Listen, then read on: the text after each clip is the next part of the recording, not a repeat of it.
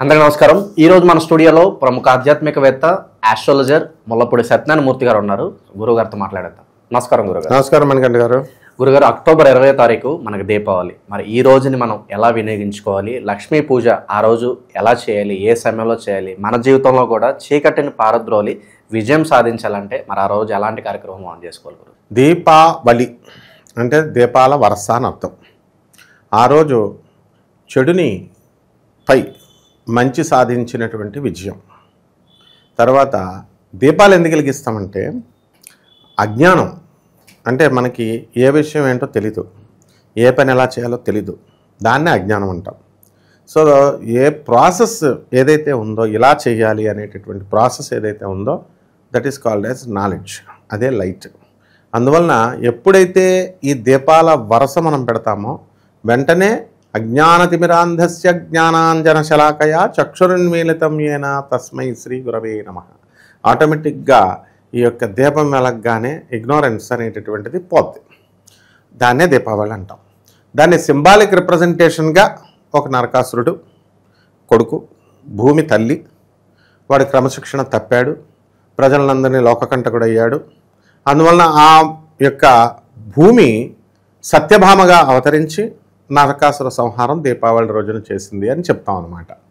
అంటే అక్కడ అర్థం ఏమిటంటే అక్కడ సత్యభామ అంటూ వేరే ఉండరు, భూమి అంటూ వేరే ఉండదు, నరకాసురుడు అంటూ వేరే ఉండడు.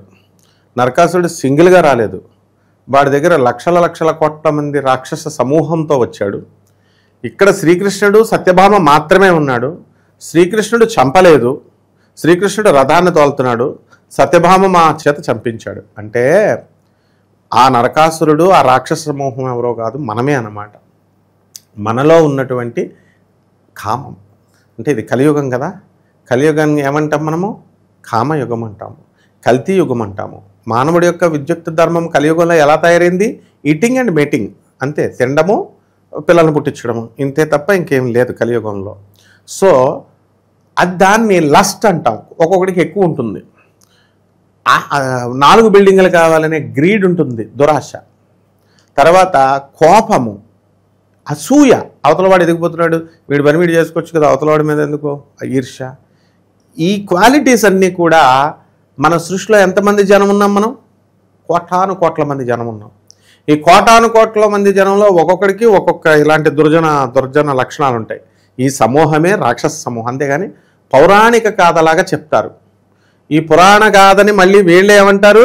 అవన్నీ పురాణాలండి, అవన్నీ నిజంగా లేవని మళ్ళీ వాళ్ళే అంటారు. కాబట్టి యాక్చువల్గా ఇదనమాట దీపావళి అంటే. అంటే మనము మన ఇంట్లో మన తల్లి, మెయిన్గా తండ్రి కృష్ణుడు, మన తల్లిదండ్రులు ఇద్దరు కూడా చెప్పినట్టు వినకపోతే మనము రూట్ తప్పుతాం, డ్రగ్స్కి అలవాటు అయిపోతాం, ఎడిక్ట్ అయిపోతాం.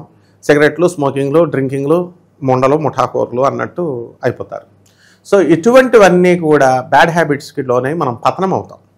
సో ఎవరైతే తమ తల్లిదండ్రుల మాట వింటారో అప్పుడు పతనం అనేటటువంటిది జరగదు. దాన్నే దీపం వెలిగించడం అంటే నాలెడ్జ్ మదర్ అండ్ ఫాదర్ ఇస్తారు, రిసీవింగ్ పిల్లలు తీసుకోవాలి. దీన్నే నరకాసుర వధ అంటారు. అంతేకాని పురాణాల కథల్ని ఎక్కువగా ప్రచారం చేయడం వల్ల ప్రవచనకారులు అది పురాణాలండి, అన్ని కుక్కిటి పురాణాలండి అని చెప్పడానికి అవకాశం మనం అందరికీ ఇస్తున్నాం. లాస్ట్కి నిజంగా కృష్ణుడు ఉన్నాడా, సత్యభామ ఉందా, నరకాసురుడు ఉన్నారా, పురాణాలు ఉన్నాయా, అసలు వేదాలు ఉన్నాయా, అసలు ఈ పండుగలు కూడా వేస్ట్ ఏమో అనేటటువంటి మైథలాజికల్ స్టోరీస్గా మనకి చెప్పడం వల్ల అటువంటి స్థితికి మనం వెళ్ళిపోతున్నాం.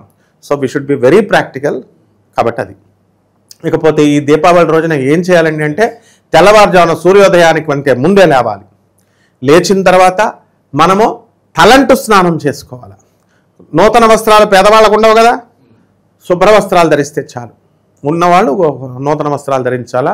ముఖ్యంగా మనం ధరించడం కాదు, లేని వాళ్ళకి మనం ఇప్పించాలి కూడా. తర్వాత ఇల్లంతా కూడా ముందే శుభ్రపరుచుకుంటాం. శుభ్రపరుచుకొని ఆ రోజు దీపావళి రోజున ఉదయం 9 నుంచి 10 గంటల మధ్యలో మనము సత్యభామ కృష్ణుడిని పూజ చేయాలి. ఇది శ్రీ సత్యభామ రుక్మిణీ సమేత శ్రీకృష్ణ పరమాత్మనే నమః అంటూ మనము ఈ పూజ మనం చేసుకోవాలి.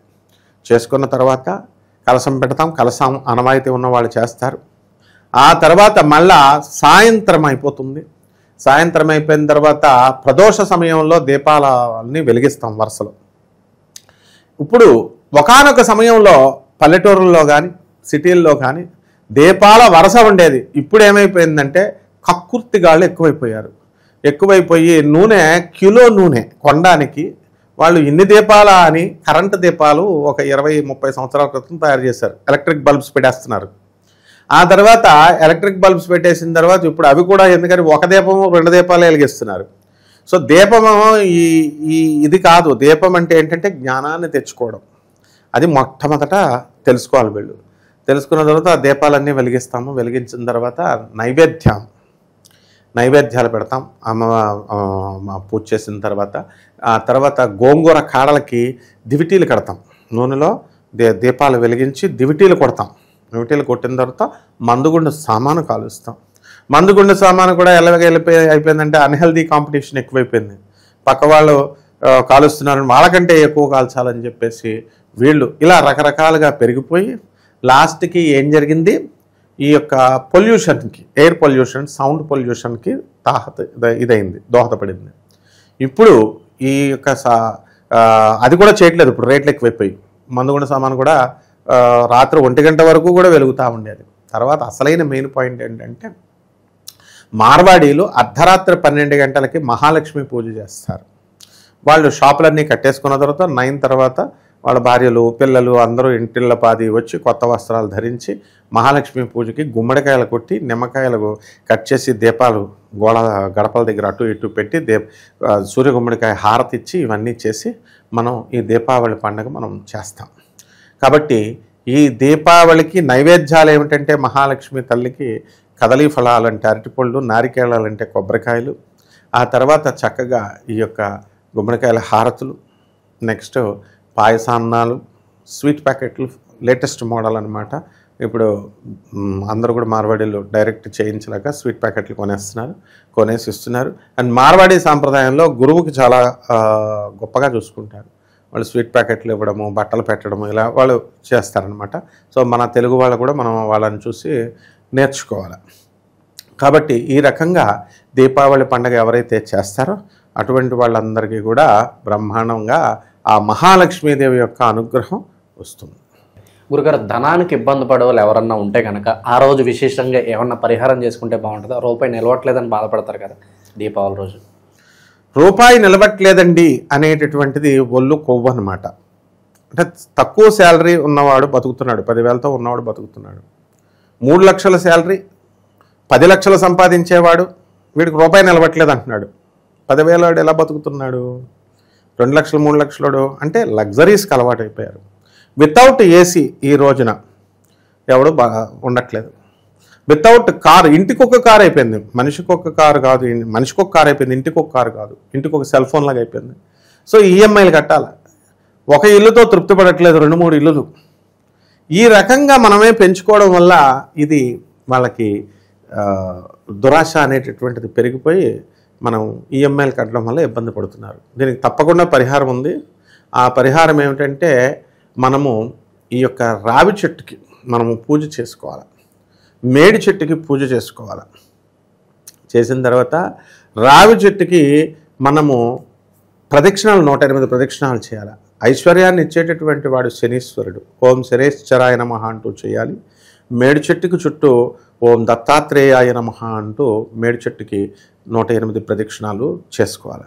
సో ఎవరైతే ఈ దీపావళి రోజున ఈ 2 చెట్లకి ప్రదక్షిణాలు చేసుకుంటారో, అలాగే క్రమేపీ శనివారం నాడు 108 ప్రదక్షిణాలు, అలాగే గురువారం నాడు ఓం దత్తాత్రేయ నమః అంటూ మేడి చెట్టు చుట్టూ 108 ప్రదక్షిణాలు చేస్తారు.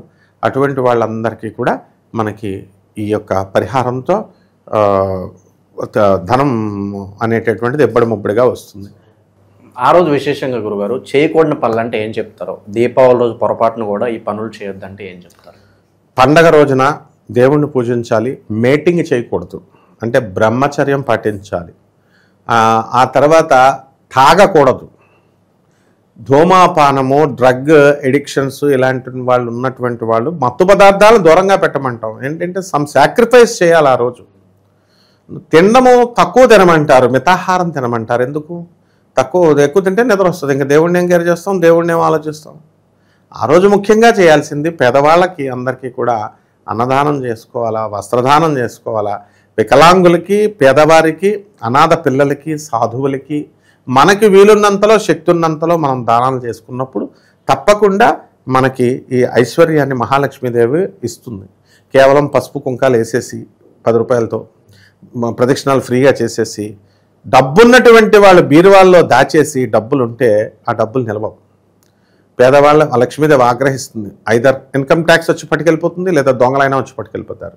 వీడికి ఏం ప్రయోజనం ఉండదు. కాబట్టి ప్రపోర్షనేట్గా వీడు 10% ఆఫ్ ది ఇన్కమ్స్ పేద ప్రజలకి ప్రతి నెల కూడా ఖర్చు పెట్టాలి. ఈ పరిహారం కనుక చేయకూడనటువంటిది ఏమిట్రా అంటే కలియుగం కలి యొక్క చేతుల్లోకి వెళ్ళకూడదు. కలి ఏం చేస్తాడు? వాచాలత్వము అంటే నోరు తిట్లు, నోరు వాడి మీద వీడి మీద చాడీలు చెప్పుకోవడం, అసూయపడడం, అండ్ శృంగారత్వం. ఈ రెండే అనమాట ఈటింగ్ అండ్ మీటింగ్ కలియుగం ప్రిన్సిపల్. గరీబీ హటావో ఎలాగైతే ఇందిరాగాంధీ గారి స్లోగను, ఇది కనుక ఈ రెండు మానేస్తే దీపావళి రోజున మహాలక్ష్మి తల్లి బ్రహ్మాండంగా మీకు అనుకున్నవన్నీ చేస్తుంది. సో ఓవరాల్గా దీపావళి రోజు అన్ని విధాలా మనకు కలిసి రావాలంటే ఎలాంటి కార్యక్రమాలు నిర్వహించాలో మీ మాటలు అద్భుతంగా వివరించారు. ధన్యవాదాలు. ధన్యవాదాలు.